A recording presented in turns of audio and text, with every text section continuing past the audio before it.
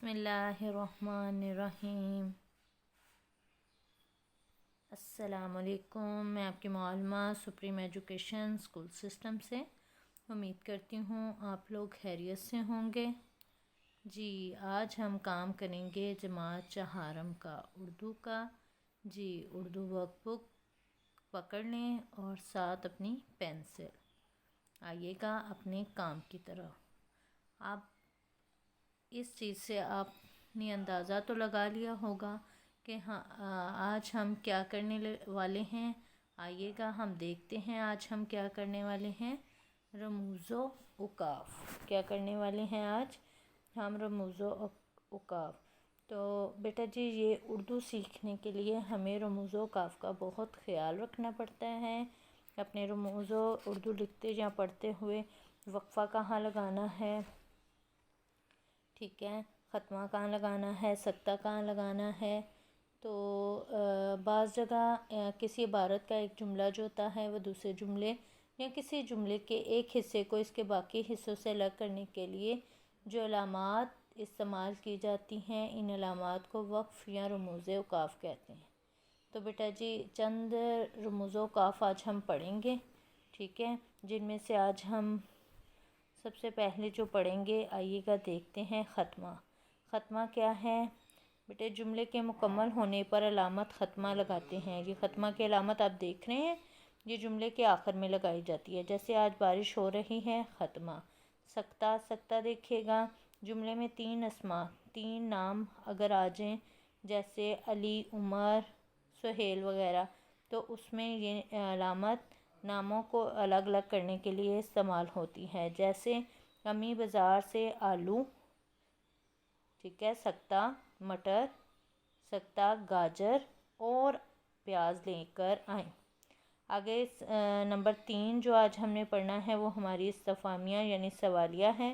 یہ علامت ایسے جملوں کے آخر میں استعمال ہوتی ہے جس میں سوال کیا جائے، سوال پوچھا جائے، جیسے اسم کسے کہتے ہیں، سوالیہ نشان۔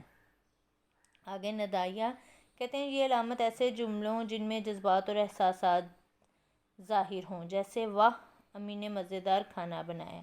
اور آخر میں جو ہماری ہے واوین، واوین اس علامت سے کسی دوسرے کی بات کو ظاہر کیا جاتا ہے، جیسے قائد اعظم نے فرمایا اتحاد، واوین لگائے ہیں نا، اتحاد، ایمان اور تنظیم، آخر میں پھر واوین۔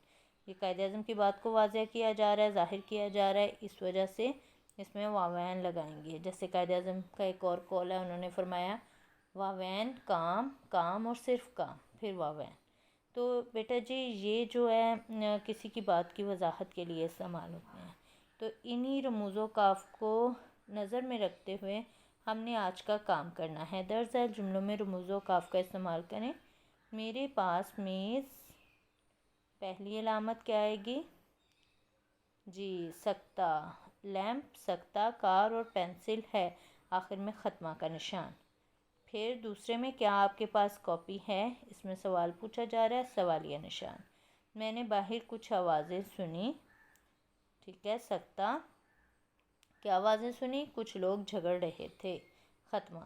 شیر نے لومڑی سے کہا، اب کسی بات کی وضاحت کی جا رہی ہے، واوین لگائیں گے، کیا آپ میرا مہمان بننا پسند فرمائیں گے، اور آخر میں سوالیہ نشان۔ لڑکے نے کمرے کی کھڑکی سے ایک آدمی،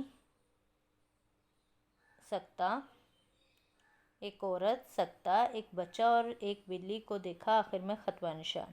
نمبر 6 آپ کہاں جا رہے ہیں، سوال پوچھا جا رہا ہے، سوالیہ نشان۔ علی نے جواب دیا، واوین، کیا جواب دیا، اس کی وضاحت ہے، آپ جائیے مجھے کچھ نہیں ہوگا، واوین اور ختمہ کا نشان۔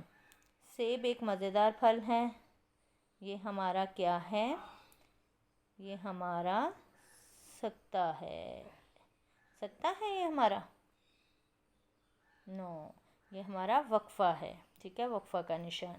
مجھے آج بخار ہے، میں آج اسکول نہیں جاؤں گا، تو اس میں واوین آئیں گے، مجھے آج بخار ہے کے آگے آپ کا وقفہ، اور میں آج اسکول نہیں جاؤں گا، پھر وقفہ۔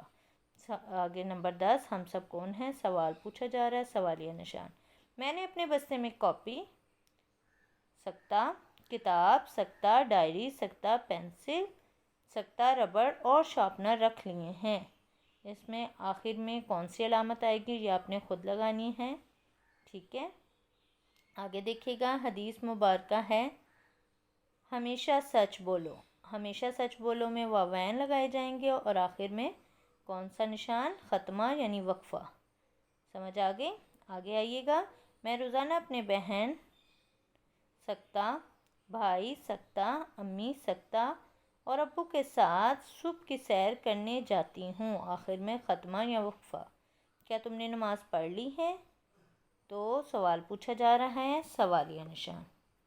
تو بیٹا جی یہ آج ہمارا آخری سبق تھا جو ہم نے بڑے احتیاط سے اچھے انداز سے کرنا ہے۔ اپنا خیال رکھیے گا، شکریہ۔ اس کے ساتھ اجازت چاہوں گی، اللہ حافظ۔ احتیاط کیجیے گا، گھروں میں رہیے گا۔